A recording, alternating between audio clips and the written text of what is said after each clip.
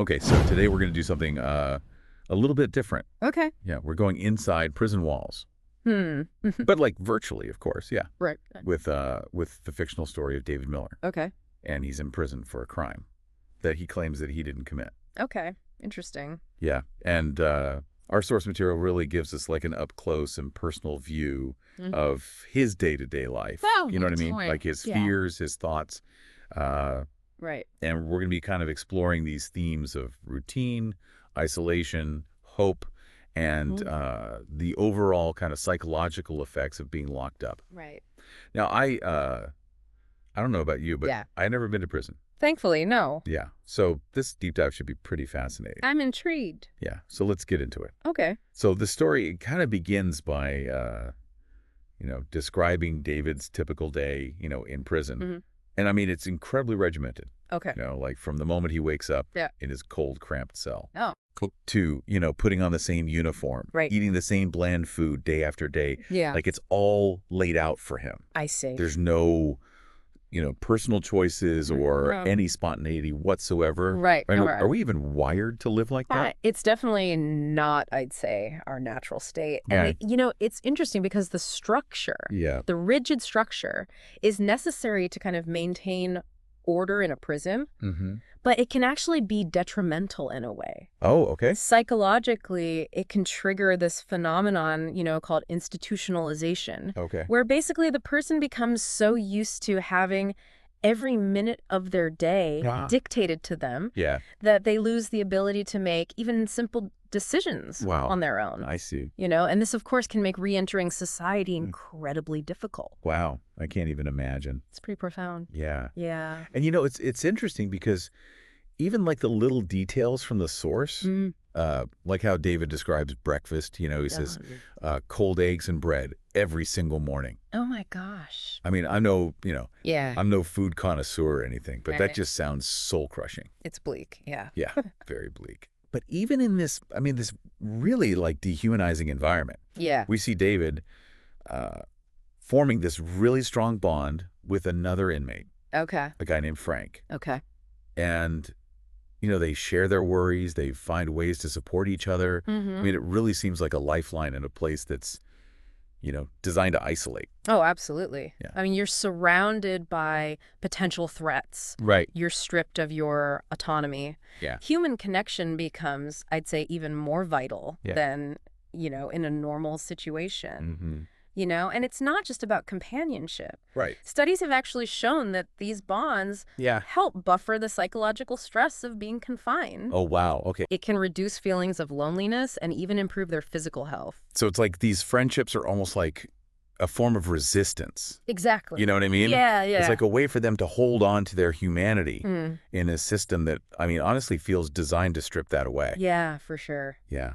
Definitely. And speaking of threats, the source, it mentions this group of inmates Right. led by someone named Marcus. Okay. And they're a constant danger to David. Oh, God. It's like this added layer of stress, Yeah. this feeling that violence could just erupt Mm-hmm. at any given moment. Right. I mean, it's a very unsettling undercurrent. Yeah, it highlights the reality that prison is just Yeah. a dangerous place. Right. And, even if an individual Right. is trying to stay out of trouble, Yeah. they can't always control what others do. Right. So it creates this constant state of hypervigilance, Right. where you're always on edge, never truly feeling safe. I mean, No. can you imagine? It's exhausting just thinking about it. It's draining just to think about. Exactly. Yeah. And, and to think that David ended up in this pressure cooker of an environment Yeah. because he was accused of murdering someone Right. near his auto shop. Wow. But, the source material really emphasizes Mm-hmm. that there's a lack of solid evidence against him.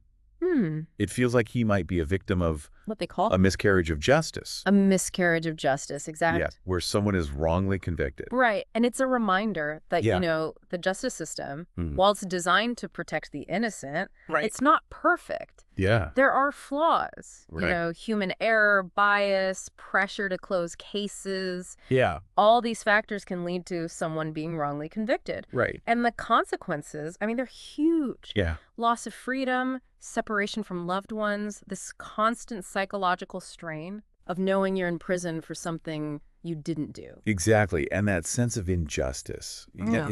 Yeah. It's so central to David's experience. Mm-hmm. He's constantly thinking about his daughter, Right. whom he hasn't seen since his arrest. Right. And it makes you think about the ripple effects Yeah. of imprisonment, how it impacts not just the person, Mm-hmm.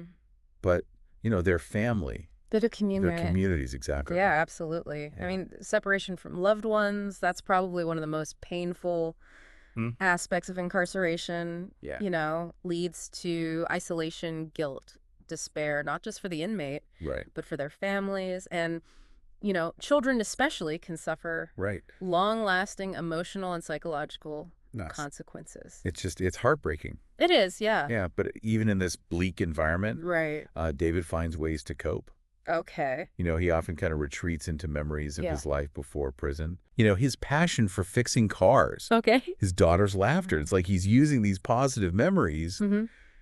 as a shield Exactly. against, the harsh reality. It's a common coping mechanism. Right. It's a way to escape their surroundings, to Mhm. feel hope again, Yeah. and to remind themselves who they are Yes. outside the prison walls. Right. It can be very powerful. And it seems like those little, Yeah. glimmer of hopes, they're what keeps him going. Right. He even mentions this new guard Oh, who David sees as a potential ally. okay. Someone who might believe in his innocence. Mm-hmm. He's actively looking for a way out. That sense of agency is so important. Yeah. That belief that he can impact his own future. Right. It speaks to the resilience of the human spirit, Yeah, our ability to find hope Yeah. in even the darkest places. absolutely. Yeah. So as we kind of wrap up this deep dive, Mm-hmm. we've seen, the really harsh realities of prison life, Yeah. the loss of freedom, psychological strain, Right. the threat of violence that's always present. It's always there. But we've also, we've seen The power connection. the power of human connection, Hope. the importance of hope, and resilience. and the remarkable resilience of the human spirit. That's right. And before we go, I want to leave you with this. Okay. Think about David's situation. Yeah. What would you hold on to if you were him? Mm-hmm. What would give you the strength to face each day? It's a good question. Yeah. Thanks for joining us on this deep dive, Of course. and we'll see you next time. See you then.